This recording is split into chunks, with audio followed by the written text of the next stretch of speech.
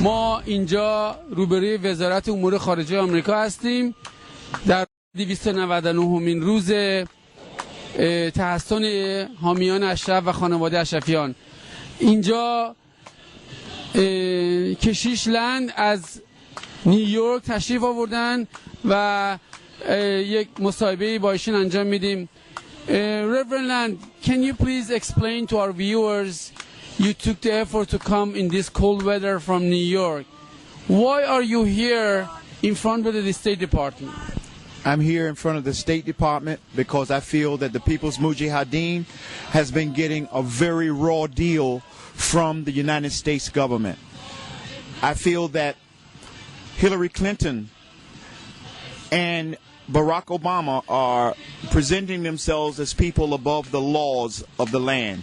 This is a country of laws, and the rule of law does not apply to Hillary Clinton, apparently. I'm just beginning to wonder exactly where is the Constitution of the United States? Has it been burned?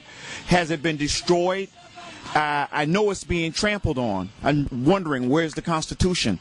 We have three branches of government here in this country: the executive, legislative, and the judicial.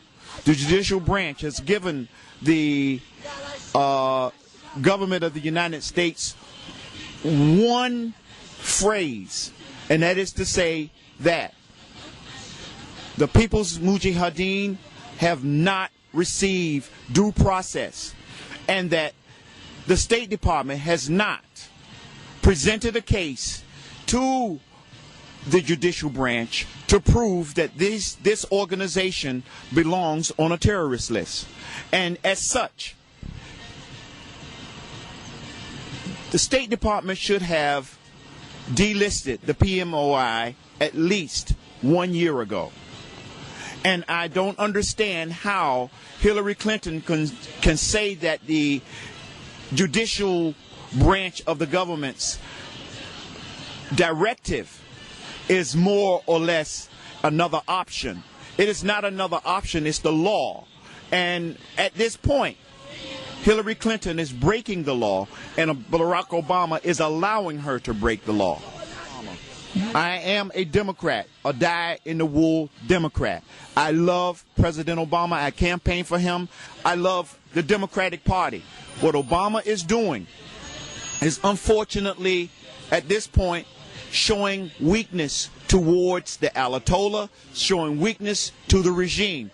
And the regime does not respect weakness. Unfortunately, the United States government has been doing the same thing for the last 30 years, and that is appeasing the mullahs, appeasing the so-called, I would call them, religious regime of Iran. And in appeasing them, they take that appeasement as being nothing but another sign of weakness. And it's shameless.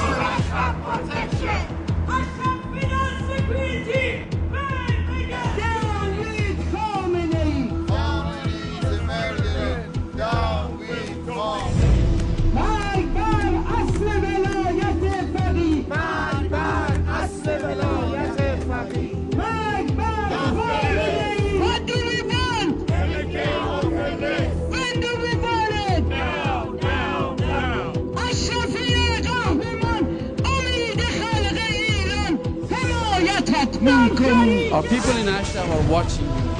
What message do you have for our people in Ashraf? My message to the people of Ashraf is this. A little while ago, someone says to me, hey, Reverend Land, would you go to Ashraf as a United Nations observer or a U.S. observer? Would you go to Ashraf? My statement was, yes, I would. And the next statement was, well, maybe Maliki could find a reason to arrest you. Well, I haven't committed any crimes against this country or any other country. I'm not a criminal. Okay, I'm a preacher by profession. Okay, what I'm saying is this. I would go to Ashraf. I would work to see to it that they are protected. I would see to it that their human dignity is respected. I would do that because I'm a born-again Christian. I would do that because it's the right thing to do. I'm saying to you, and I'm saying to the people of Ashraf, that I love you. Christians love you.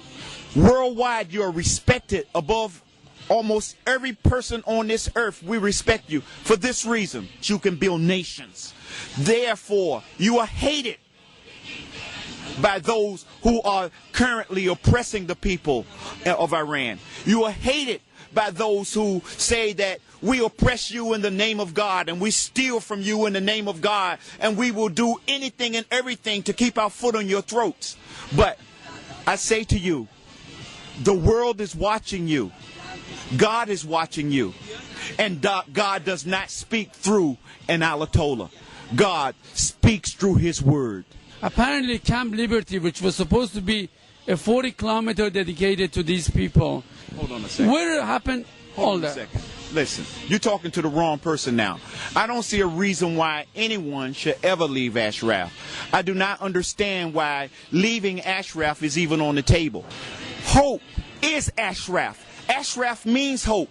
Ashraf means liberty. Ashraf means dignity. Ashraf means democracy.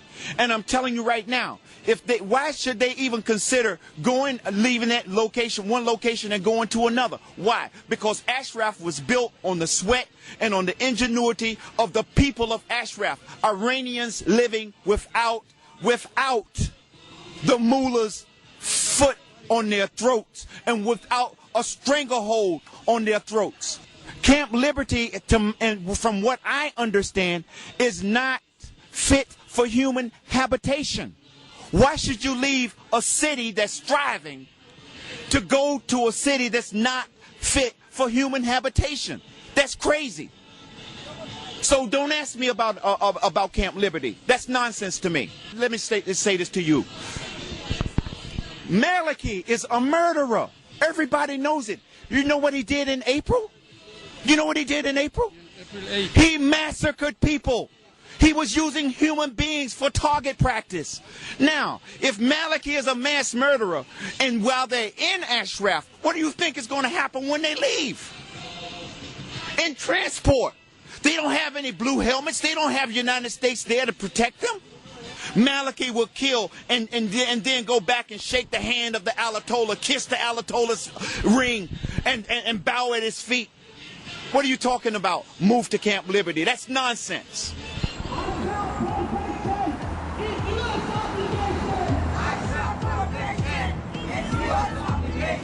We want Ashraf's protection based on We want justice, we want peace, we want MEK off the list. We want justice, we want peace, we want MEK off the list. MEK, yes, but let's go. They are terrorists, they must go. MEK, yes, Mullahs no. They are terrorists, they must go. MEK, yes, but let's go. They are terrorists, they must go. MEK, yes, Mullahs no. They are terrorists, they must go. Last week you were at Paris meeting symposium EU, UN, US with Mariam Rajavi. What is your opinion about that meeting and event that took place? You were present there. You listen to Mariam Rajavi speak.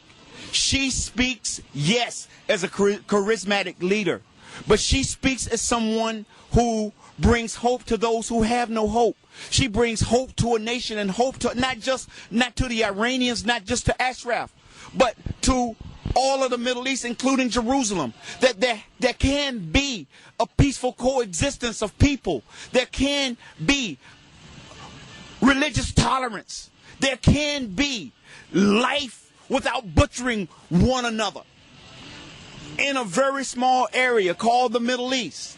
Mariam Rajavi means hope.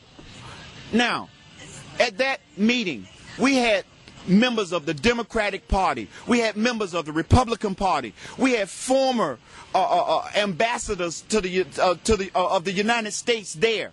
We had former generals of the United States there. And I'm telling you, what they were saying, what the European leaders were saying, was basically all we want is peace. All we want is stability. All we want is that life and an existence for people without totalitarian government.